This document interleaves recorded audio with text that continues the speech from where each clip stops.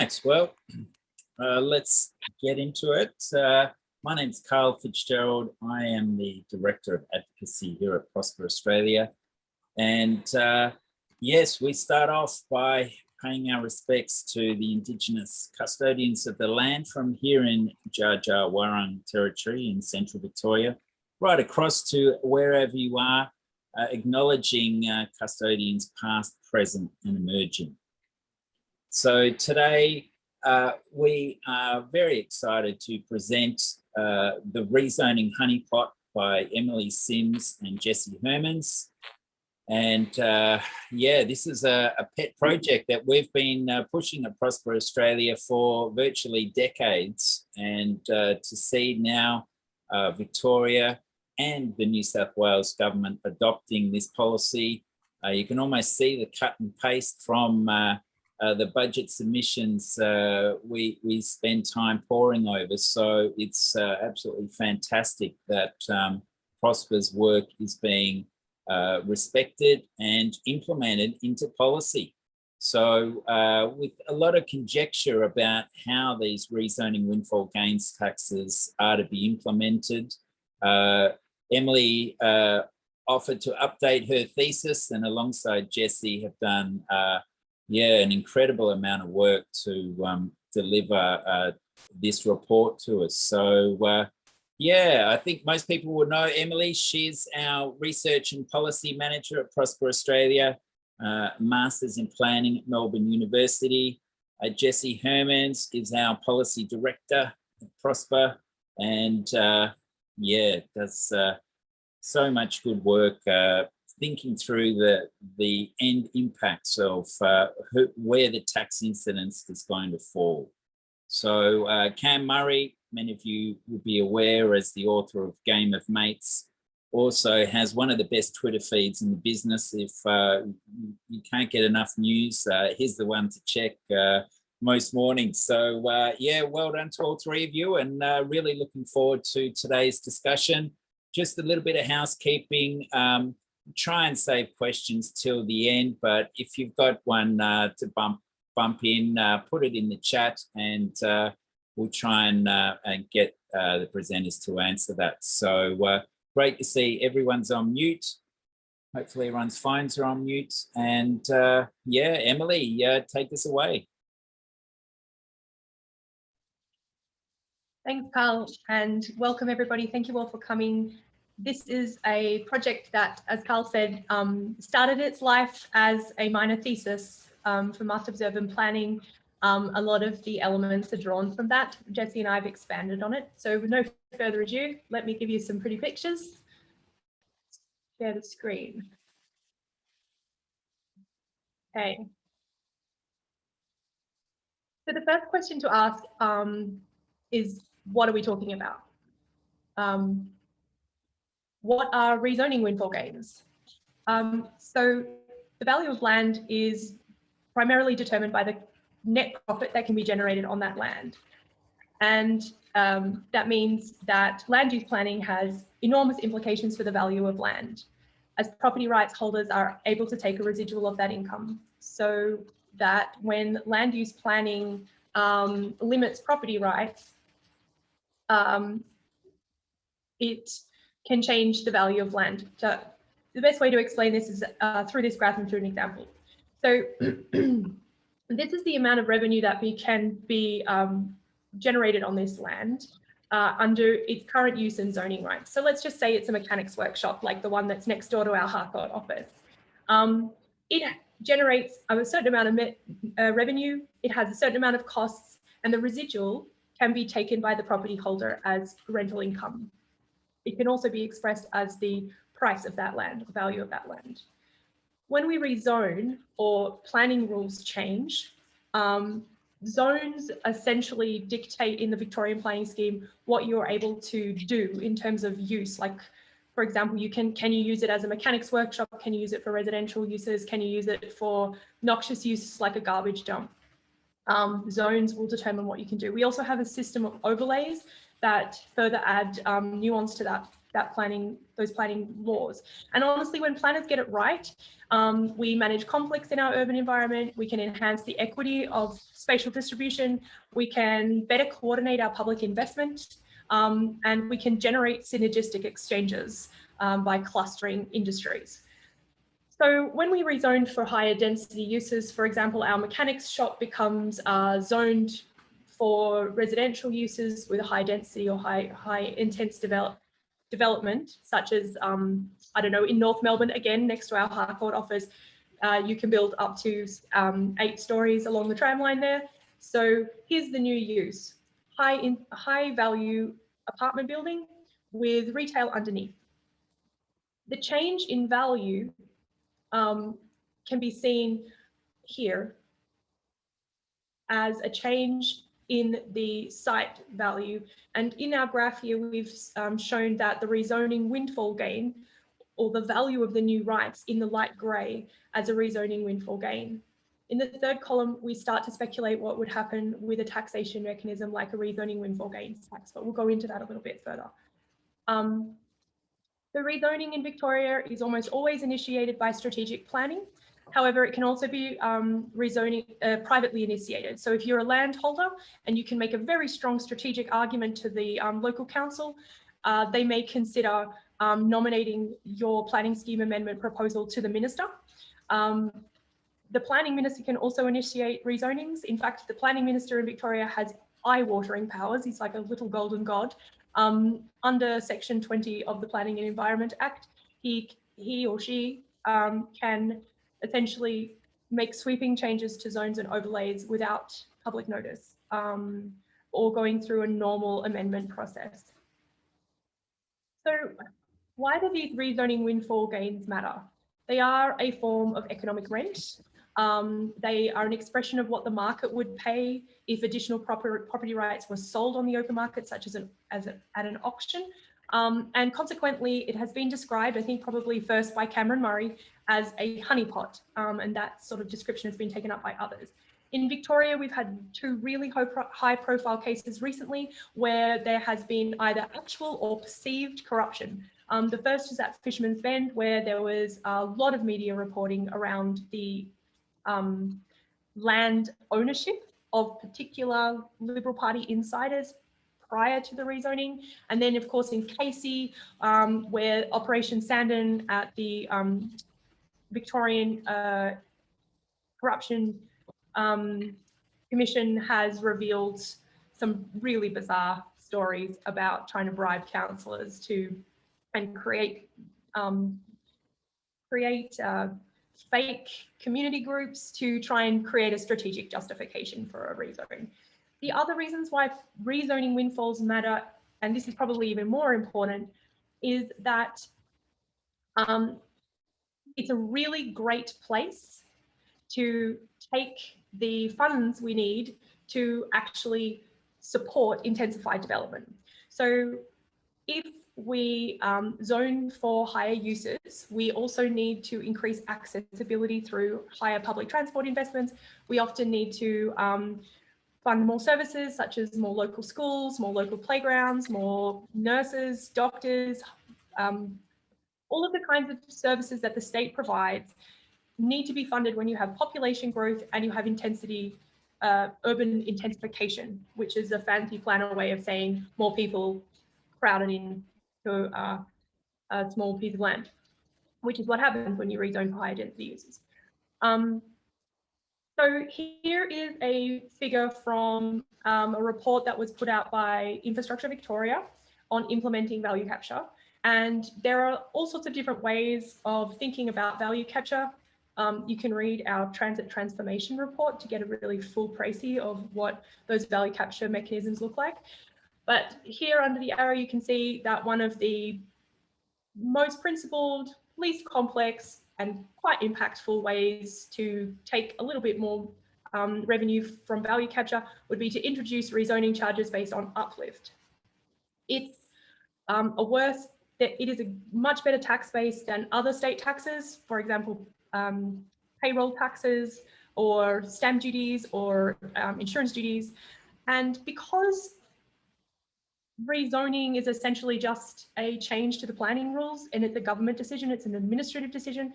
It's essentially a giveaway from the commons, from the public to the private landowner. So if we were to tax that, it would essentially prevent a transfer of wealth in the first instance, which is highly efficient as it doesn't distort investment decisions.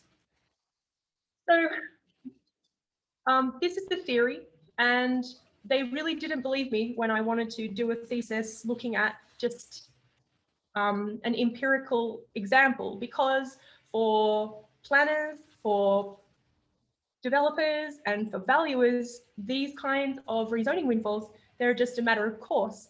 But in the public literature, in public discourse, there's actually very few studies that provide direct commentary. There's one from New South Wales by a guy called Shane Gerha, who is a property developer and an expert on rezoning windfalls. His study used a residual methodology, which I followed in my the present study here on Fisherman's Bend. So why measure windfalls at Fisherman's Bend? Well, basically, it just provided a really great quasi-experiment. In 2012, in July, the precinct was rezoned from Industrial 1 zone, where it had declining industrial uses such as the Holden plant and a old Chrysler factory and a whole bunch of other low-value industrial uses that have been declining in terms of their share of our economic activity in Melbourne. Those kinds of uses were declining. So by ministerial decree, overnight, Fisherman's Bend was upzoned to Capital City 1 zone. And this gives you an example of what is allowable under CCZ1. This image on, well, it's my right, shows a very tight cluster of towers. That's actually what's allowed at South Bank. And those planning rules were extended to Fisherman's Bend. Because under Section 20, the minister is not required to give notice, the rezone took effect without any warning, creating the conditions of a kind of surprise policy change that enabled me to do this quasi-experiment. The minister also set a flat rate of developer contributions, and we can talk about that a little later. But then in 2014, in response to community outcry, there was some ex-post strategic planning done for Fisherman's Bend. So in the first instance, there was no height limits. There was this incredible allowable density of development. And then in 2014, there was some height limits were introduced. And then in 2015, the incoming Andrews government with the new planning minister, Richard Wynne, essentially froze all permit applications and planning at Fisherman's Bend in order to try and overhaul the strategic planning. At that stage, 26 permits had been issued, which doesn't sound like a lot, but at Fisherman's Bend, the sites are very, very large. We're talking about super sites. And because of the size that was allowed, we're talking about massing of buildings on a scale that is among the largest in Melbourne in terms of the built form. It's not insignificant at all. So let me just run through what I did to try and capture the rezoning windfalls at Fisherman's Bend. The first thing is that we created a sample from, in the purple here on the map, is the Port Phillip side, Wirraway, Sandridge, and Montague. We took a sample of basically 1,500 addresses from this particular area, and we looked for repeat sales data. So we found that 107 of the 1,500 properties had transacted after 2012, so after the rezoning had happened. Of those 107 properties, we found that 43 of them had absolutely no relevant repeat sales history, and we couldn't use them, so they were discarded. A further 21 were found to be strata titled, so we got rid of those as well. The reason for that being that strata title was going to make my valuation task a little bit more difficult. And also strata title properties are harder to assemble for developers, and they generally don't represent development sites. So we left them out. We also had to get rid of any properties that were sold earlier than 1989 because we didn't have ABS data, which we use for our land price inflation later on. So in the end, our sample was only 33 freehold properties with relevant repeat sales. So this is a very small study. And we did the study in 2017. So the sales are represented from 2012, where the rezoning happened, to 2017. It'd be very interesting to see what has happened since. So this is what I did. I took every single one of those 33 properties and created a residual land valuation for them. So very, very conservatively, and I have to give a big shout out to Brian Kavanagh, because I literally sat down with one of the valuers on our board, Brian, and we went through all of these properties, and he helped me to arrive at an estimated site value. To do that, I had to we had to subtract the value of the improvements. So in this case, for example, at 21 Smith Street, Port Melbourne, we had quite a large, very old factory. So we could easily say that it was completely obsolescent, and the sale price at the time represented land value only.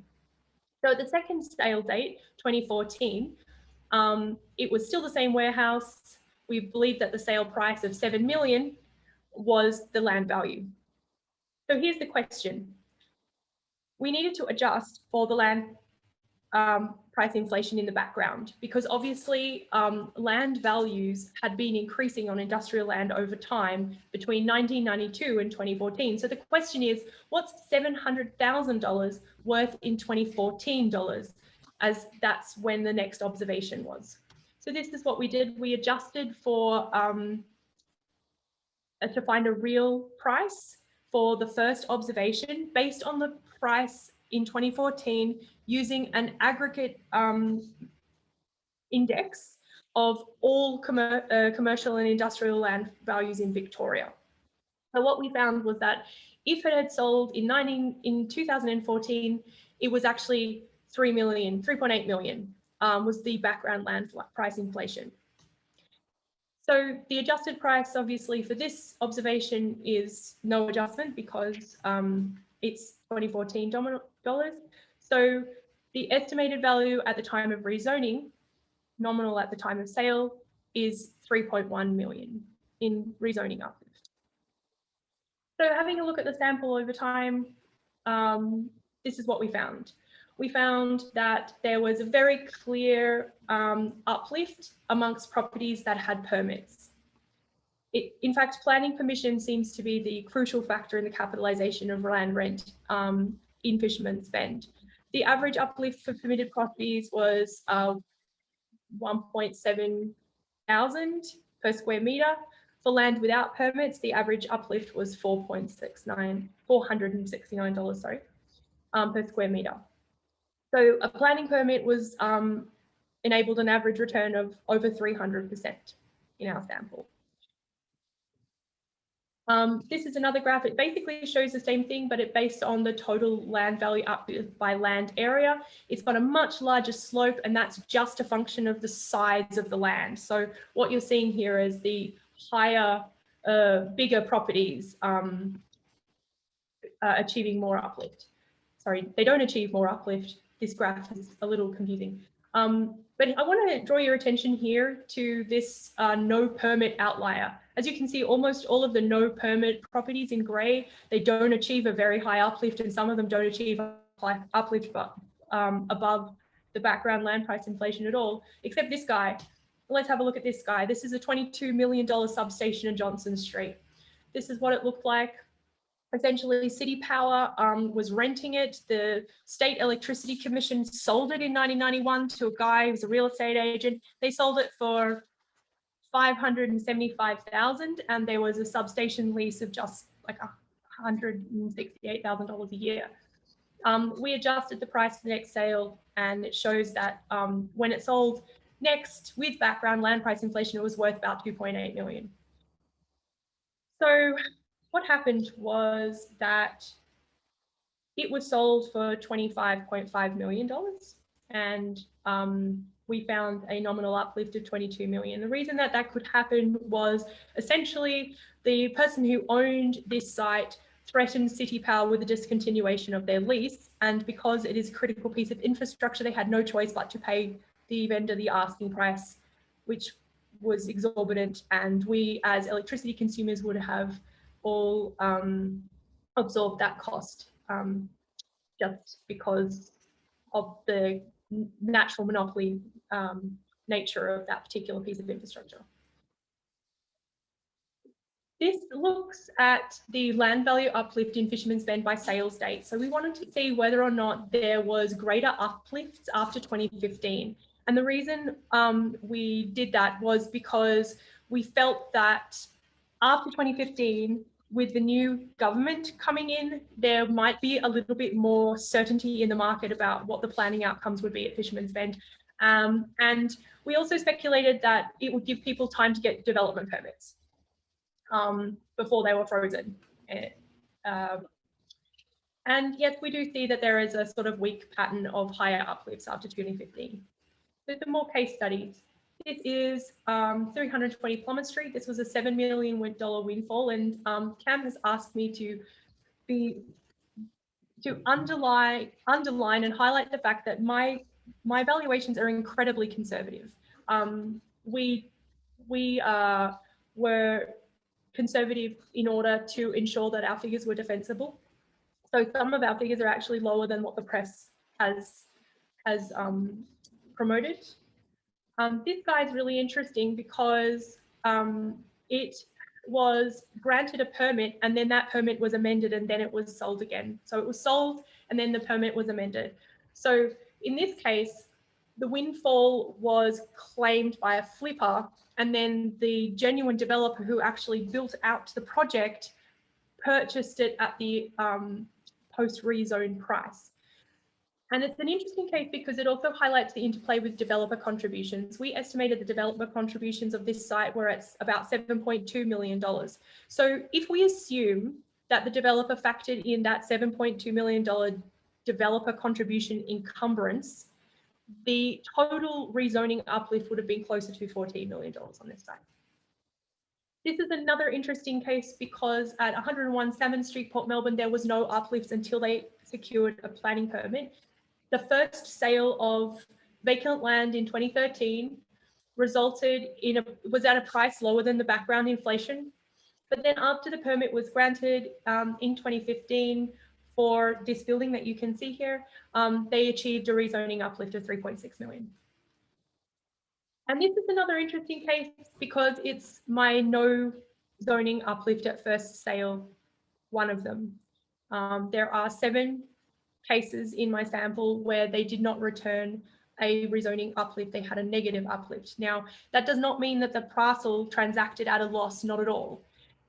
It simply means that the rezoning windfall was not capitalized into the sale price. And in fact, the aggregate state land price inflation wasn't capitalized into the land price. These sellers got a great deal on these properties, right? So why could this be the case? Well, there's probably parcel level factors that we can't see, and that's just a limitation of the desktop valuation, but there could also be this redevelopment premium at work. So Greenaway McGravey et al. in Auckland, after the Auckland Unitary Plan, which is some of the best evidence we have for rezoning uplifts around the world, they found that sites with higher value capital improvements achieved less uplift values. And of these 7 properties that had a negative uplift, 5 of them had valuable income producing capital improvements that were less than 10 years old.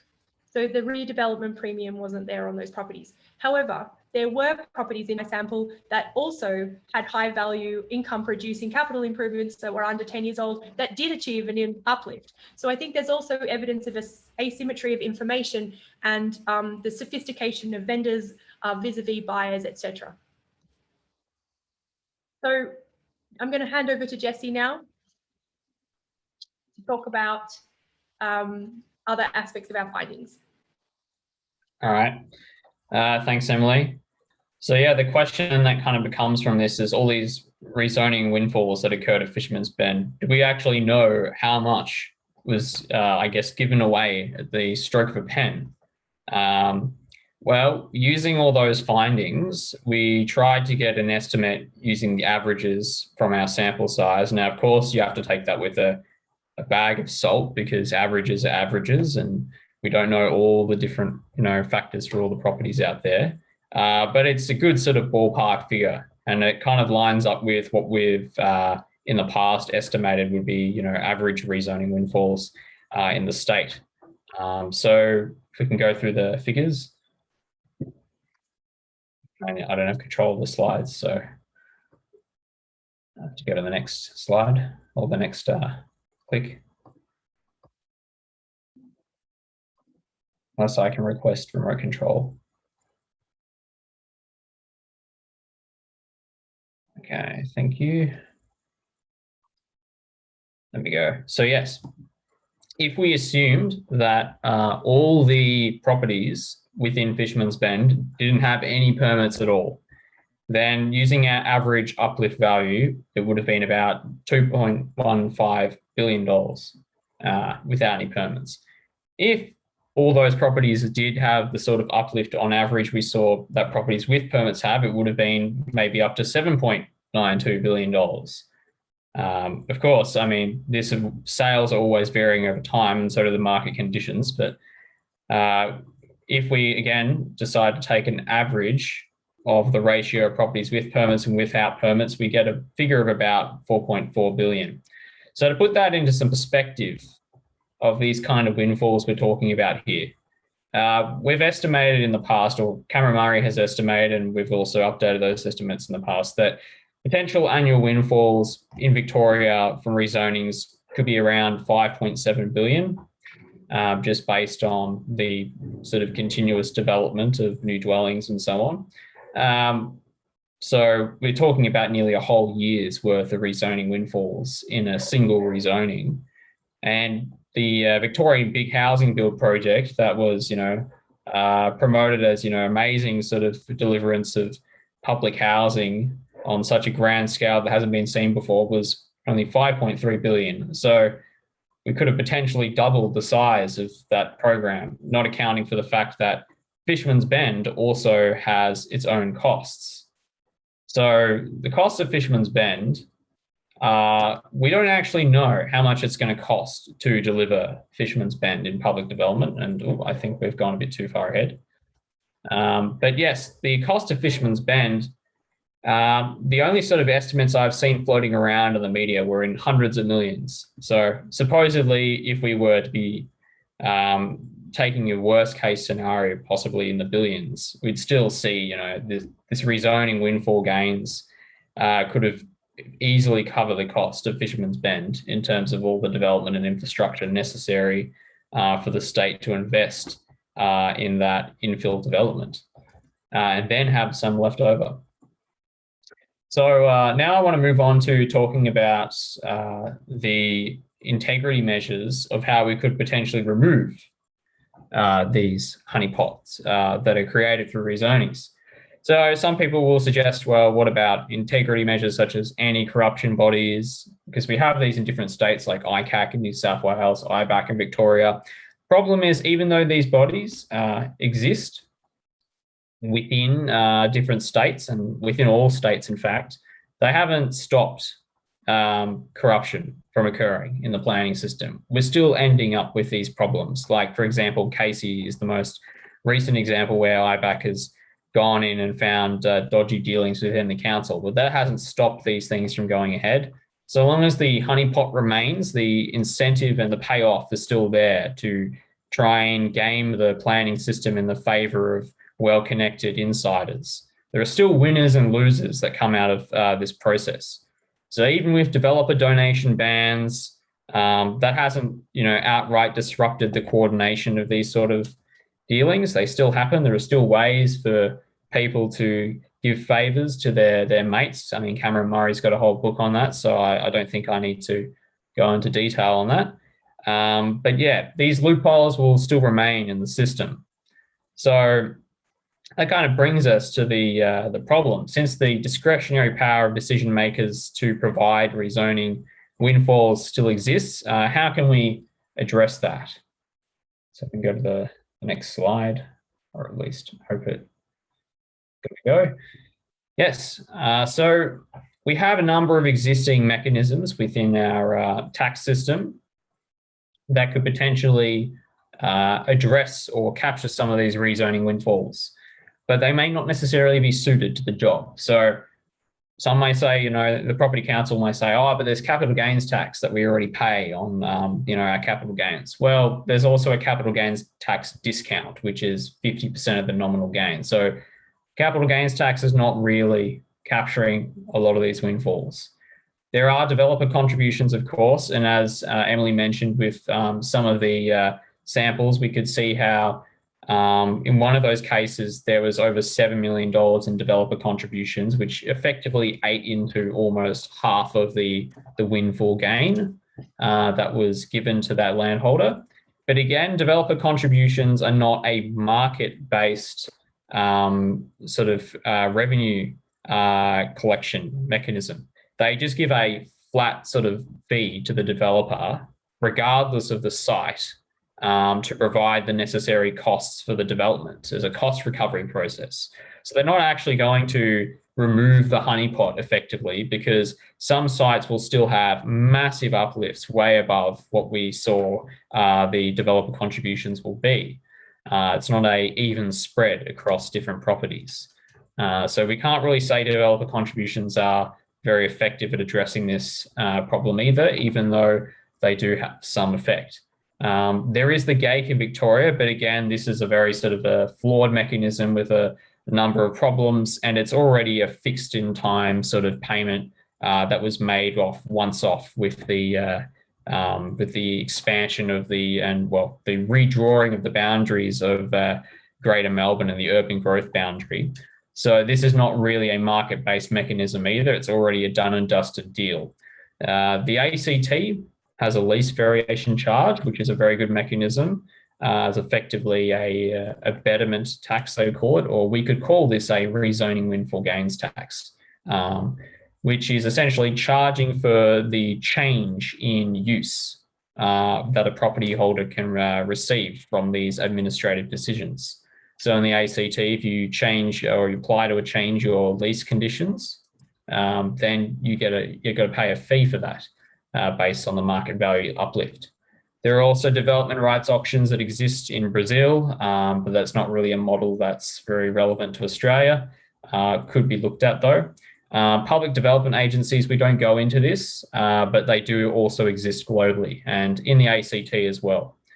Which is where a public company will buy the land, it gets rezoned, they capture the full uplift, and then they can sell it to private developers or develop them themselves. Moving along, well, at least I've attempted to move along.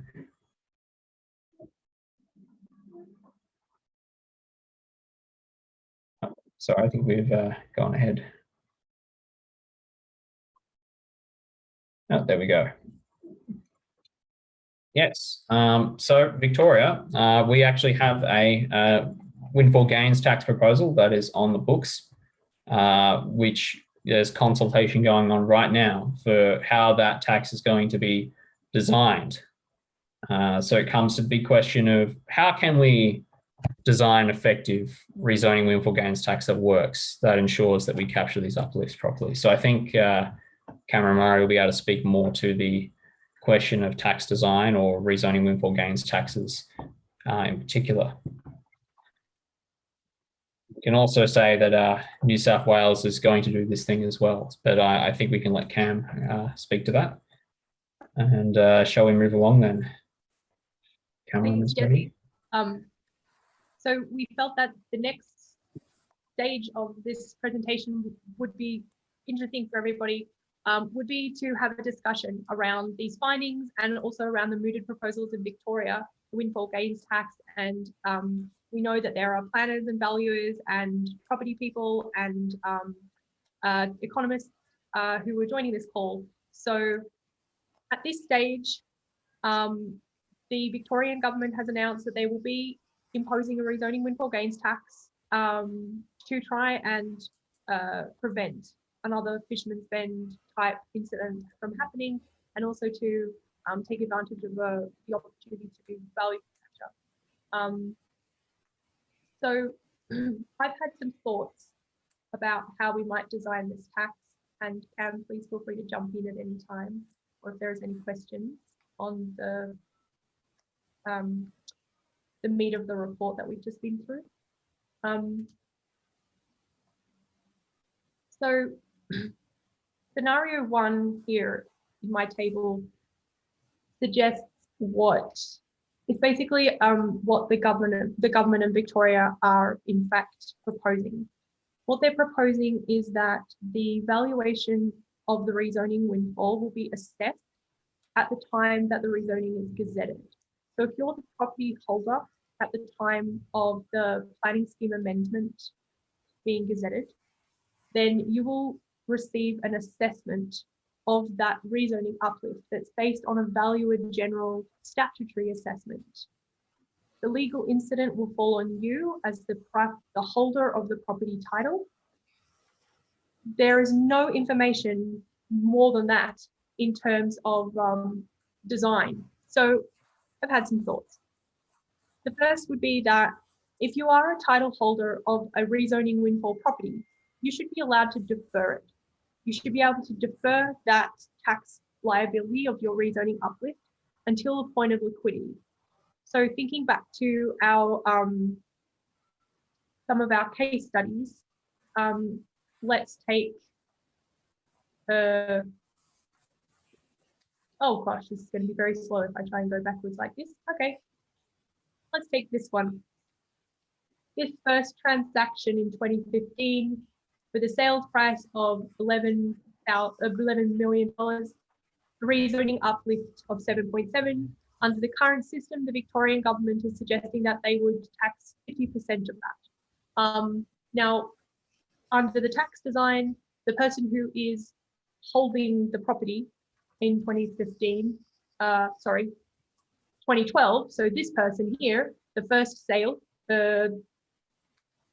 who has bought the property in 2009 for 1.7 million, they are the one who is liable. We're suggesting that they should be able to defer that liability up until the point that they achieve their uplift.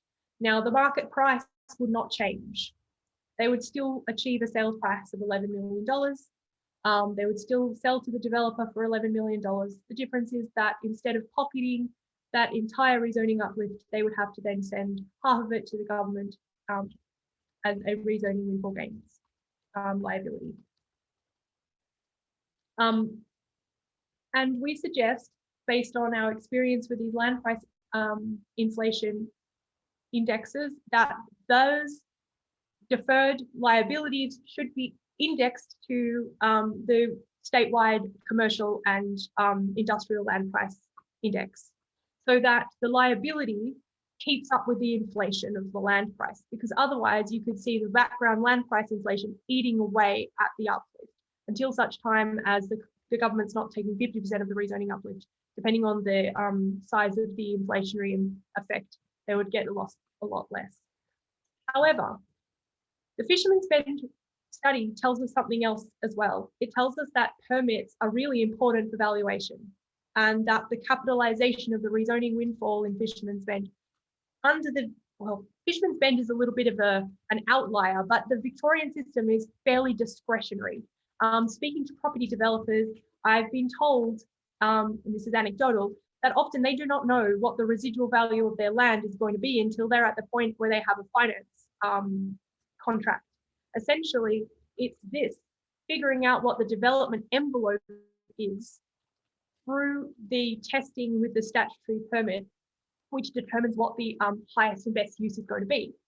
So in scenario 2, we consider a tax design that is essentially valuation assessed on the basis of permit for a new use or development under the new zone. And the basis of assessment is the residual of that permitted development. And then the legal incidence then falls on the permit applicant. This is where it gets a bit difficult, because it means that the developer who buys the site potentially to develop it then becomes liable for the tax.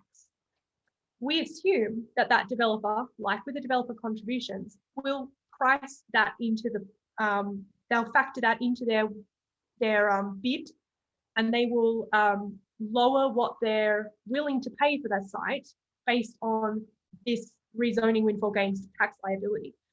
In this situation, we say we should only allow deferral for a very short time, because otherwise we may end up with land banking of development sites, which would be counter to what we're trying to achieve with a change of use.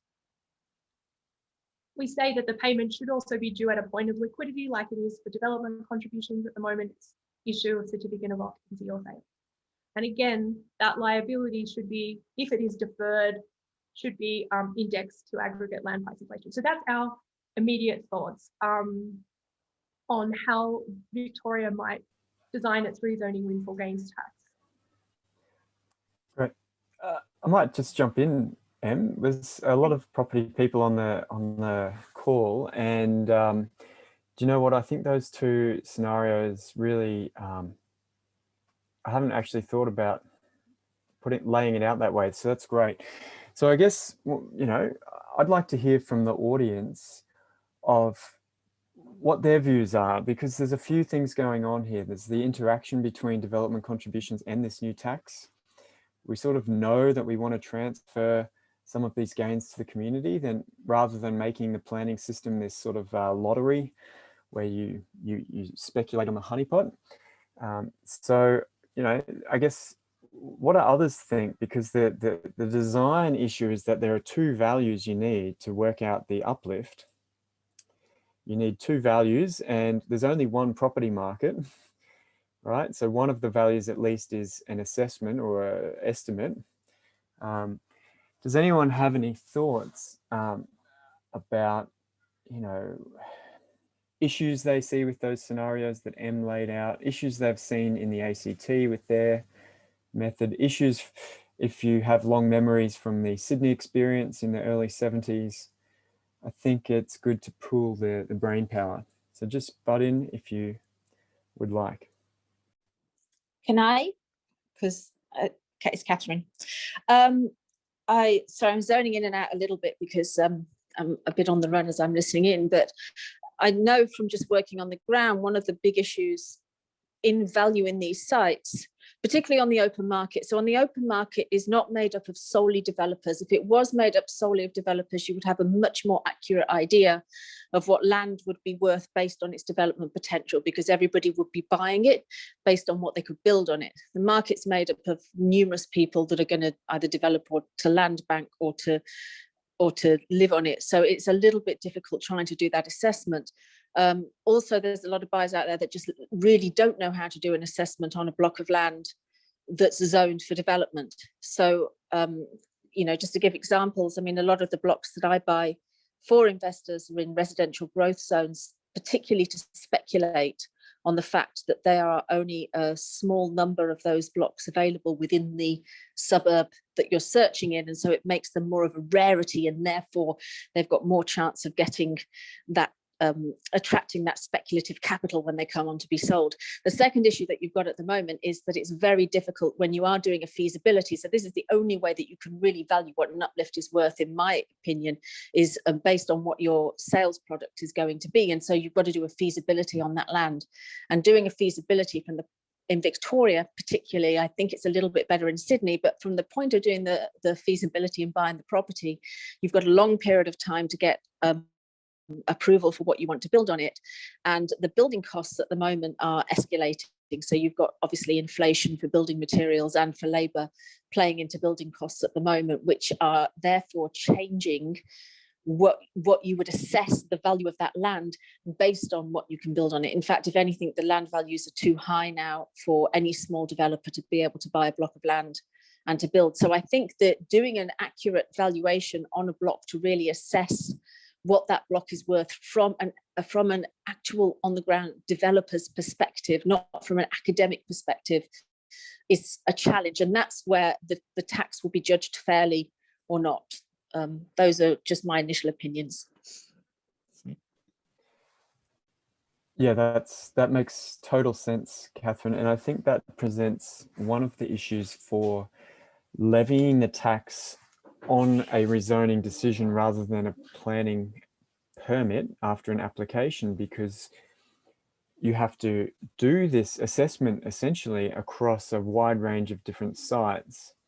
And of course, the statutory valuation method will just sort of take an indicative average. You know, it used to be worth this per square meter, now it's worth this, and have very limited market evidence to go on. So yeah, I guess at the point of the development application, at least you've got a scope, you've got some up-to-date prices. But yeah, it's always going to have a grey area. For those who don't know, in the ACT, where they do a lease variation charge, which is meant to be 75% of this value gain, that was one of the issues that came up. There was a 2012 review, I believe. And because this redevelopment became so popular, this assessment of this betterment became very controversial. So what they did is they actually estimated, they essentially converted the betterment charge into kind of a developer contribution by estimating on a block by block basis for the types of zoning, what a sort of per apartment or per square meter of commercial high rise, what that gain would be on that block on average. And that's how they've levied it now. So that's another way to sidestep the issue. Anything further from the audience? We thought, I'm not the audience, but I have an opinion. So let me, we thought about this statutory assessment problem as well. We've been thinking about it in quite depth because we've been asked by the government. The other thing that comes up with the statutory valuations in terms of the valuer general assessment is not just that they're difficult under the highly discretionary system. And as Catherine said, you know, like the developer doesn't know really what the residual is going to be until they get to that high level feasibility sort of point. How is the VG going to estimate it? And we also were concerned about comparable sales, because what we know about rezoning windfalls is that if there's a lot of certainty that the rezoning is going to happen, not like Fisherman's Bend, a normal rezoning and planning scheme amendment takes years. There is public notification and exhibition. Everyone gets to object. There's a planning panel. It's a real long drawn out conversation. In that time, we are becoming more and more certain about what's going to be allowed under that new planning scheme amendment. There's often a structure plan that flows with it. You can see the diagrams of the streetscape, right? Huge amounts of certainty. That's not what happened at Fisherman's Bend. But what we would expect to see under a normal planning scheme amendment is speculative price run-ups. So essentially, the market is already eating into the rezoning windfall before it's even gazetted. So if the valuer general uses comparable sales from the locality where that rezoning is going to happen, we would expect for those sales to be very, very speculative in nature, and for the rezoning windfall essentially not to exist by the time they did that value 1, value 2 change, because the rezoning windfall is already in that first value. It's been speculated into the sales prior to the rezoning. So they would have to find some other comparable measure. But again, I think that will be much more contestable than just using the residual valuation of a permanent approved development. So what you're saying is when a rezoning process happens, that gain doesn't just occur at the end like this. That gain gets priced in all the way up. So when you go to actually estimate it with comparable sales, you can't, because there aren't any. Yeah. Everyone for the last 3 years has known this is coming. Yeah. Let me throw out an idea and a discussion starter then. The valuation is the tricky element of capturing this upzoning. The way that, you know, markets work to overcome valuation uncertainty is they deal, you know, they can trade in unpriced shares of ownership. So if you can imagine a rezoning is a granting of new development rights from the public to this landowner, it may be a way to sidestep the valuation issue by requiring an equity share go to the local council when you take advantage of that higher zoning, so that if the developer somehow exceeds what they've promised, or the market changes between the permit and the sales and they make super profits, you just get your equity share. And you can do that maybe proportional to the square meterage or something like that. Does anyone have any thoughts on that or other questions about the topic today? Well, we already have a similar situation in Victoria extant. So recently with I think the C127 amendment in the City of Melbourne, they introduced floor area ratio development controls. So that image that I showed you of South Bank under the CCZ1, that was part of a much larger report on development density controls, which revealed that Melbourne has some of the laxest development density controls in the world. So in response to what was perceived as massive overdevelopment in the City of Melbourne, they introduced floor area ratio development controls. So that means that there is a prescribed ratio of building to site size. And then as a developer, you can choose how you mass it. If it's 4:1, you can go up 8 stories on half the site or up 4 stories on the whole site, right? And as part of that floor area ratio development density control, they also introduced something called floor area uplift, which measures it's called elsewhere in the world density bonusing. Essentially, if you achieve or you go over the prescribed height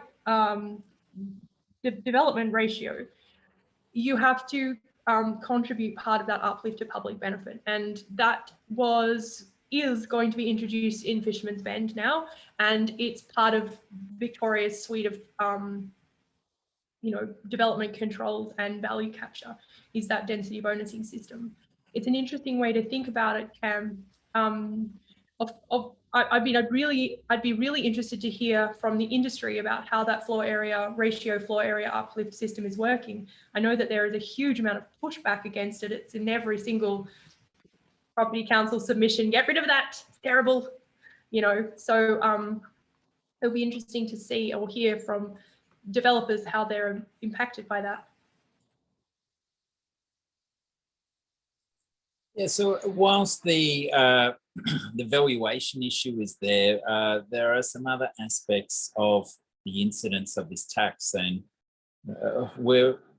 I'm really interested to hear how you think that will play out. Will developers try and orchestrate some system to pass the tax on, and what can we do to really tighten up the potential for loopholes? Because I kind of feel like the valuation one is it's a can of worms, but we already have established valuations that have to be defendable in court, and we know they're going to be somewhat conservative. So I'd like to think that will help reduce the controversy there. But what about some of these other issues surrounding deferral and who actually pays the tax?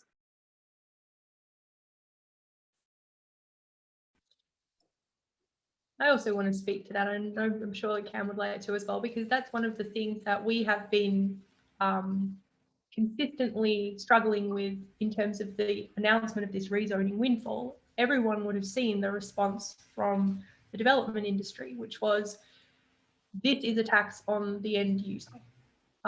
The costs of this rezoning windfall will be passed along to home buyers, and all of this tax will do is raise the cost of house prices for everybody else. That doesn't chime with economic theory, and it doesn't chime necessarily with the existence of a competitive market in housing development. So I know for myself, like when I'm going out to buy a house, I'm going to borrow as much as I possibly can, and I'm going to bid up to the absolute maximum that I can. And I suppose if house prices go up, I'm just no longer in the market. So the idea that we can pass through costs is actually quite, it's controversial. And I think in some cases, the property industry has been quite misleading around the incidence of these taxes.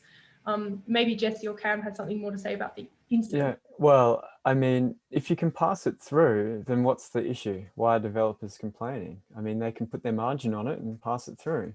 Obviously, there's a market functioning. Remember that the existing housing market is almost the whole housing market, right? So the price doesn't depend on the cost of new development. Just like we don't say that the price of a share depends on the cost of constructing iPhones or whatever. It's the residual value of that claim on income, just like any other property right, just like a share in a company. So sort of we know the politics around taxing land shows who is paying, and it's not the buyer, it's the landowner. So I think that's important to keep in mind. Okay, we've got Brian Kavanagh ready to jump in with a question. As we get close to winding up, we might just run another 5 minutes over time. Mute Brian.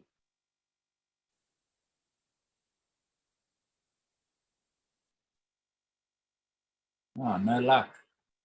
Can't hear you, Brian. He seems to be off mute, but have a microphone issue. Yeah, you might have to put it in the chat, Brian. Yeah, Jesse, what about you? You're such a deep thinker on incidents. We've there's a whole pile of moving parts here in the depths of the development industry, and one of them is option valuations. And what can we do to try and put a handle on the valuations place there? Would that be a point to have the first valuation for the rezoning windfall gains tax to be based on? Yeah, I don't know if you could get your hands on those option values that they've negotiated in private. But the real sort of issue with the design is if people already know the rezoning is coming up well in advance, then you have to try and work out what that valuation is, independent of all the speculation built into it.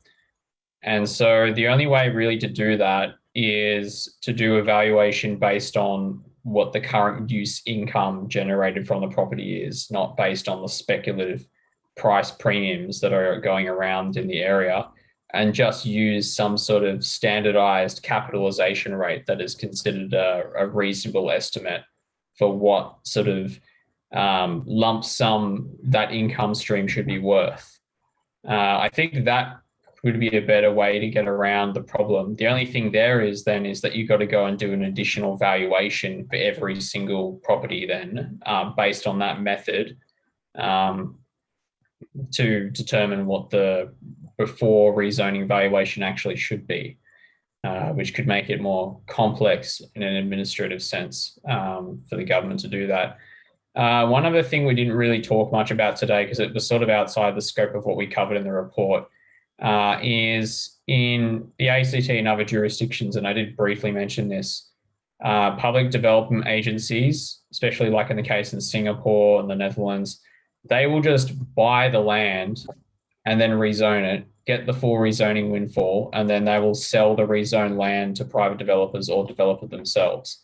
So that cuts out the whole sort of problem of having to, work out what is the, rezoning value, working out a valuation for a private landholder, which they could then contest and dispute as being unfair. Because if the vendor has already sold it to the public agency for the price they're willing to sell for, then what can they say? They don't own the property anymore.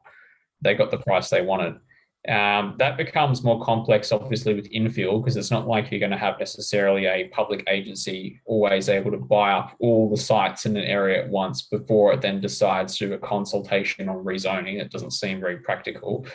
But perhaps, you could in some ways achieve the same thing with options.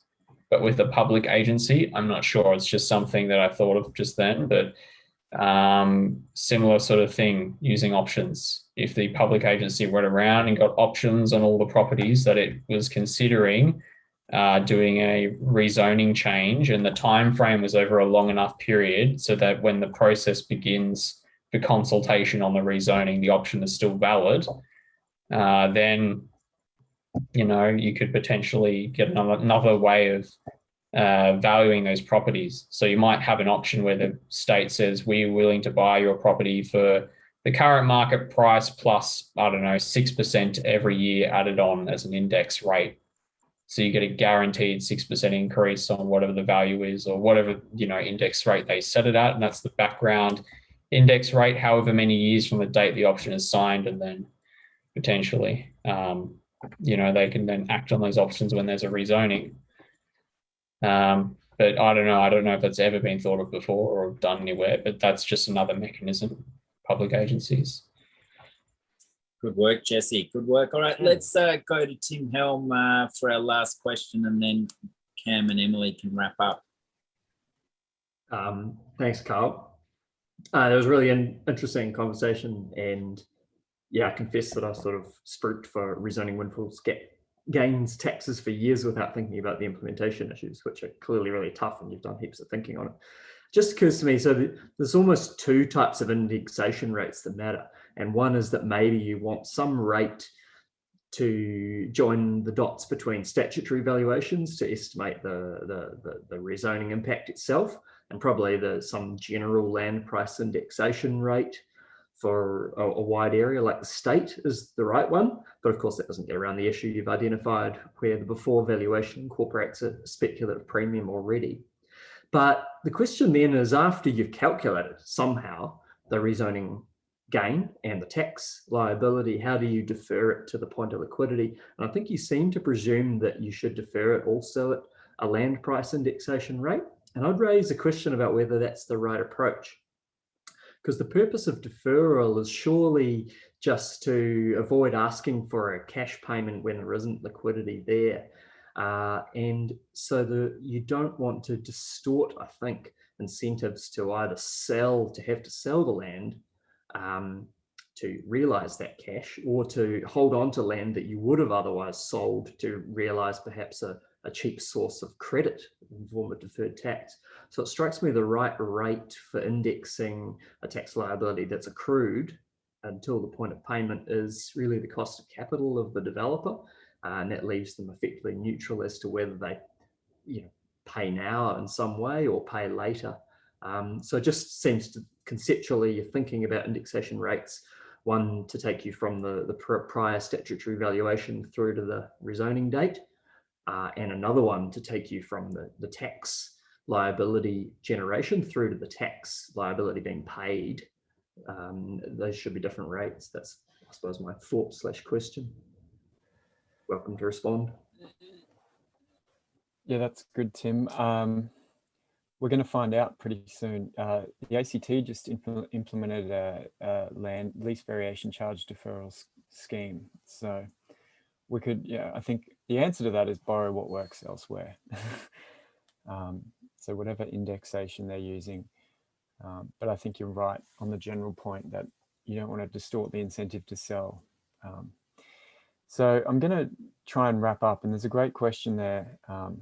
Tom and Ayandra, however you would pronounce that name, about the marketing of a policy change with the mining super profits tax in mind, and the gap between the thinking and knowledge of people on this call and the general public, and the motivation of developers to have a scare campaign. And I think whatever mechanism, whatever mechanism you choose, whether it's really well designed or really poorly designed and cumbersome, the response will be the same from the industry, because we know that landowners are going to pay the tax. And we saw this in the Sydney experience, 1970 to 1974, where the same government was forced to change their policy over one election cycle because of the pushback from landowners. So while I think it's great that we come up with designs that work, even if we had the perfect system, it was super efficient and easy to understand and published in advance, and it was uncontentious. The very fact that it's a transfer of billions from a select group of powerful landowners to everybody else is the key issue. We have a quick question: why are we taking 50%? And I think that part of that is just literally this error. There's no right valuation number. These are estimates of it. So when we implement it like that, we need, we can avoid arguments basically, and just take a cut. So whatever's gonna, however well it's designed, that's going to be the political issue we come across. So we've got 2 experiments going, one in Victoria and one in New South Wales, and we'll get to see how we can go with that. I'll let you guys know that I put out a paper on designing a windfall rezoning tax, and within a week the UDIA in Victoria had written a multi-page response, even though that literally the only publication was on my Twitter feed. And what was interesting about that is they said, no, lobbying for rezoning is an investment, and if we don't get a return on that, we're not going to do it. And I just was like, thumbs up, that's exactly right. That's one of the bonuses of this, is that rezoning comes from the system rather than from each individual landowner. So I think that's important to keep in mind. And I just want to highlight Jesse's point about a proactive public agency purchasing unzoned land and rezoning and taking 100% of the gain. That's a useful political maneuver as well as an economic maneuver, because you're not affecting these individual developers and their own sites. You're essentially sidestepping and saying, you guys do what you do, but we're going to take 100% on all of these areas here. And if you want to develop, you can buy it off us after the rezoning game. So that's something to keep in mind. If we lose the battle of the windfall rezoning tax in Sydney and New South Wales, I don't think we should, let these billions go. We should think more creatively about the equity and the active public agency. So that's a sort of note I'd like to finish on. If you have anything further, Em? No, I think urban development, redevelopment authorities like the one in Singapore are not only more effective in terms of the capturing of the windfall gains, but they invoke the power of government, in terms of being able to use compulsory acquisition and other powers that unfortunately private developers don't have. Well, fortunately or unfortunately. Catherine made the point that at the moment, we have this land tax system which offers a prompt to everyone, but the people sitting on high value redevelopment land, homeowners and farmers. Primary production land is tax exempt, as is our principal place of residence. There's lots of research going on in planning about how we mass greyfield sites for suburb-wide redevelopment, because if we want to improve the livability outcomes at a suburb or precinct scale, we actually need to control things like water integration, solar penetration. A lot of our old subdivisions are actually not very good, and we need to raise whole, I'm going to be quoted on this, we need to raise whole neighborhoods. No, we need to do more than just piecemeal ad hoc infill development actually. And an urban renewal agency could achieve more than that. And we also talk about that in our transit paper, about the power of the urban redevelopment authorities to have master planning powers as well as value capture. Excellent, Em. Well, that's a pretty good note to finish on for me. Just to hear Jesse talking about how we give away rezoning windfalls worth a once-in-a-generation investment in social housing each and every year. It sort of reiterates how important this tax is. So, yeah, we look forward to your support online, on Twitter, on Facebook, and wherever, because we know there's going to be continual concern, but over the next couple of weeks is going to be the most important regarding this tax for probably the next 5 to 10 years. So yeah, your support is important, and we'll be uploading this to YouTube very soon. So thanks very much, everyone. We look forward to hosting you at our next event.